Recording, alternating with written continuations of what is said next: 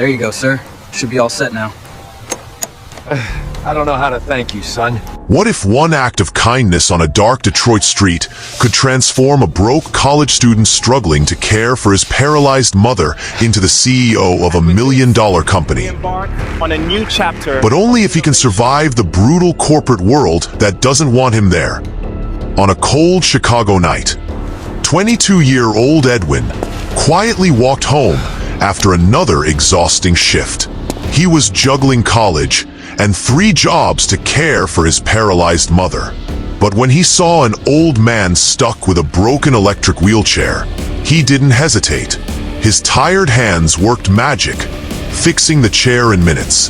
The old man was amazed. Edwin smiled, refused any money, and walked away. He had no idea this moment would change his entire life. Tell us in the comments where you're watching this video from. And may you be blessed with favor and the light of success as you subscribe to this channel.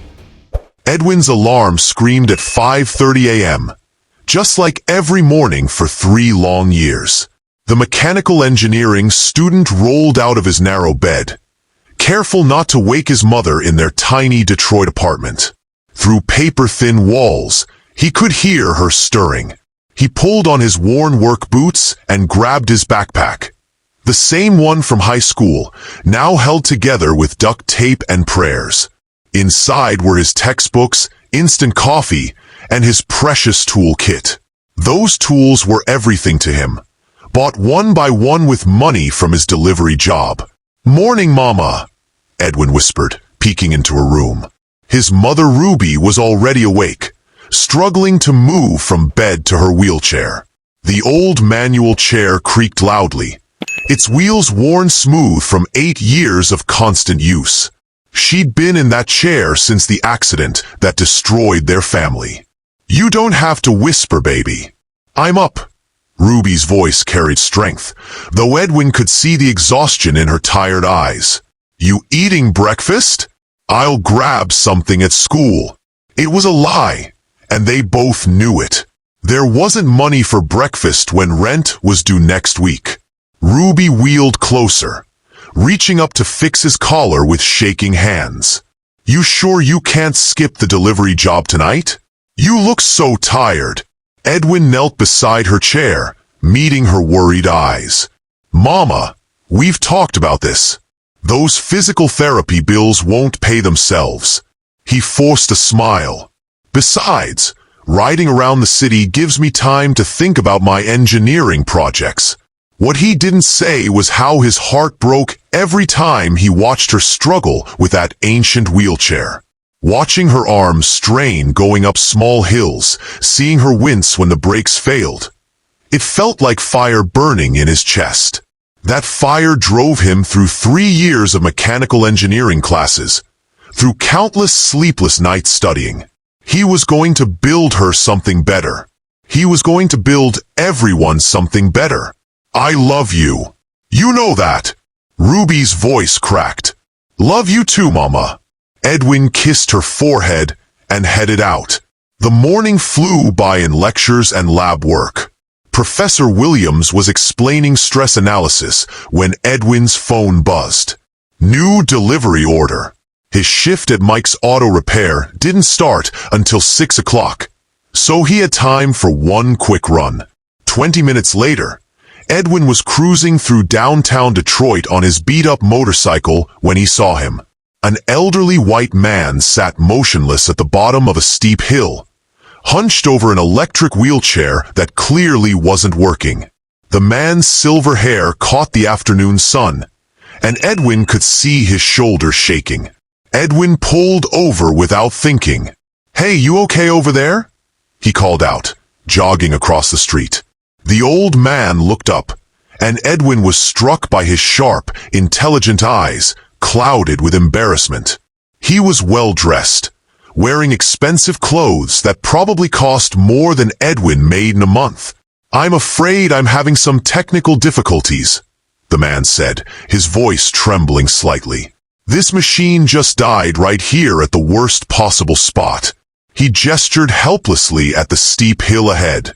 Edwin crouched beside the wheelchair, his trained eye immediately scanning the components. Mind if I take a look? I know about these things. I'm studying mechanical engineering. Plus, I work on cars and motorcycles. Edwin was already examining the control panel, noting the error code flashing on the display. What's it doing exactly? It just died. The display is showing some numbers, but I don't know what they mean. The man's frustration was clear, though he tried to stay calm. Edwin recognized the error immediately. Motor controller fault, probably from overheating. But what caught his attention was something else entirely. This wheelchair's design was unlike anything he'd seen before. The motor housing was sleeker, the control system more sophisticated. Sir, this is going to sound weird, but this wheelchair, it's not like the ones I usually see. The engineering is really advanced. The old man shifted uncomfortably. Is that relevant to fixing it? Edwin grinned, pulling a screwdriver from his toolkit. Actually, yeah. Most wheelchairs have a simple reset, but this one has a sophisticated safety system. The motor overheated going up that hill, so it shut down to prevent damage. Working quickly, Edwin bypassed the thermal lockout and reset the controller. The wheelchair hummed back to life. But here's the thing, Edwin continued, still working. This will happen again on steep hills. The motor's running too hot. He adjusted the cooling system. That should help with airflow. The old man stared in amazement. How did you know to do that? Edwin stood up, wiping his hands. Like I said, I study this stuff. Plus, my mom's been in a wheelchair for 8 years. I've learned to fix just about everything that can go wrong, though I've never seen one as advanced as this. What's your name, son? Edwin. Edwin Washington. The old man extended his hand. Robert. Robert Mitchell. And I cannot thank you enough. Edwin shook his hand, noting the firm grip despite the man's age. No problem, Mr. Mitchell. Just glad I could help. Robert reached for his wallet, but Edwin was already backing away. Oh no, sir. I wasn't looking for payment. But surely I can. Seriously, it's fine. I just hope it gets you home safely. Edwin was already walking back to his motorcycle. Take care, Mr. Mitchell. As Edwin rode away, he couldn't shake the image of the old man's surprised expression. It wasn't just gratitude, it was recognition. Like Robert had seen something in him that Edwin didn't even see in himself. Behind him, Robert Mitchell sat in his wheelchair for a long moment, watching the young man disappear into traffic. He pulled out his phone and dialed. "It's me," he said when the call connected.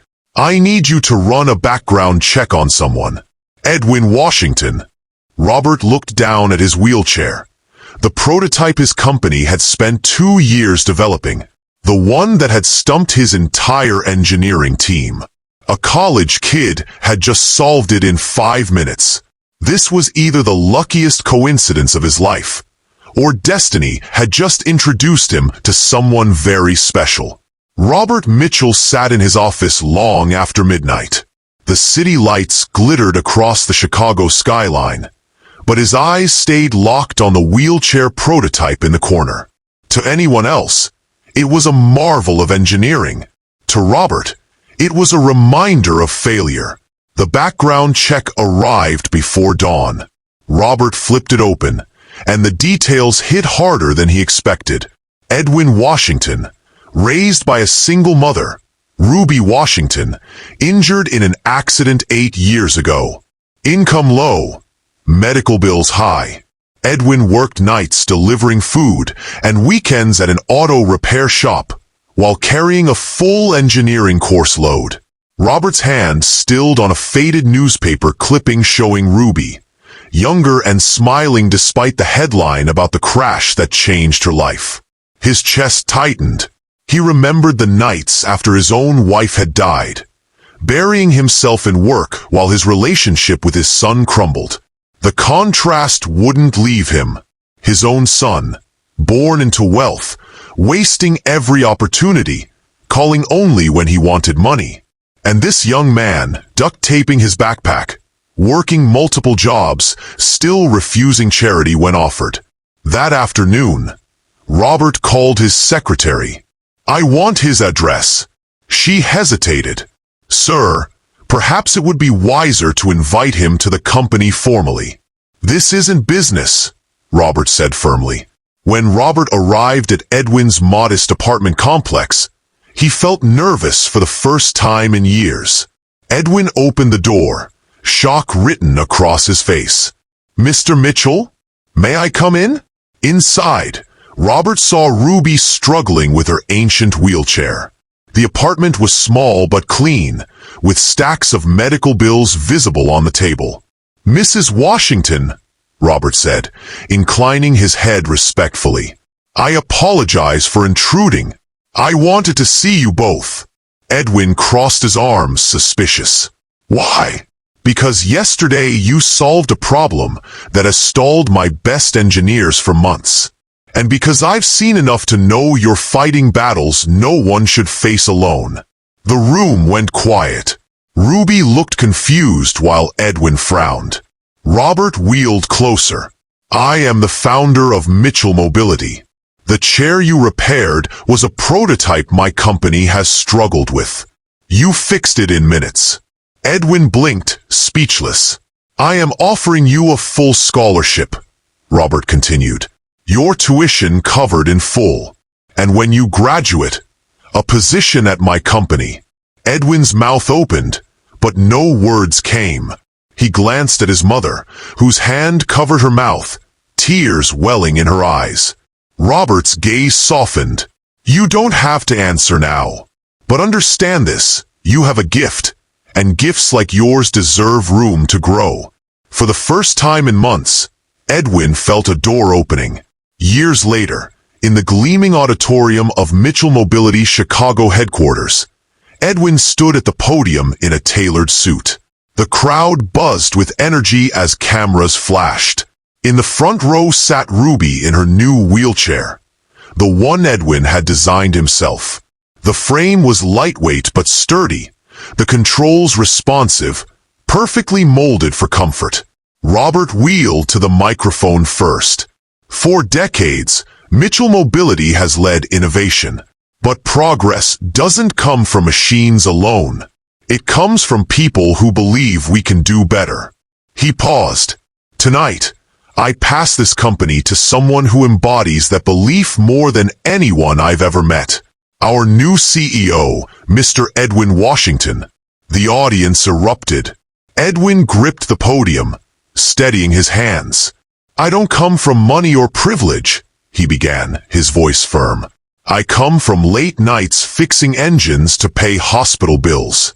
I come from watching my mother struggle with a broken chair and swearing I'd find a way to make it easier." He looked at Ruby, tears streaming down her cheeks. "This company gave me a chance when I had nothing but determination. Tonight I stand here because of that chance, and because of her." The cameras captured Ruby wiping her eyes, smiling through her tears. "We are not here to build expensive machines for the few," Edwin continued, his voice gaining strength. "We are here to build safe, affordable, reliable chairs for everyone who needs them. That's our promise." The room shook with applause. When the speeches ended, Edwin noticed a young boy in an old, squeaking wheelchair at the side of the stage. He excused himself from the reporters and walked over. Kneeling to the boy's level, Edwin examined the worn axle and pulled out a small tool. He always carried one. He carefully adjusted the bolt until the wheel spun freely. "There, try it now." The boy pushed forward. The chair rolled smoothly.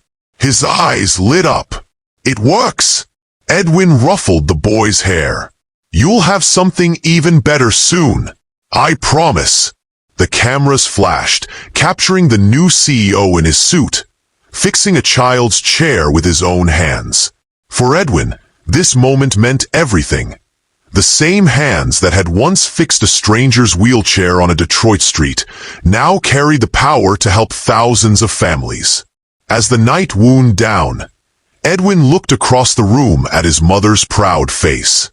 That was the only approval that mattered. He had turned their pain into hope for countless others, proving that sometimes the most broken circumstances can build the strongest foundations for success.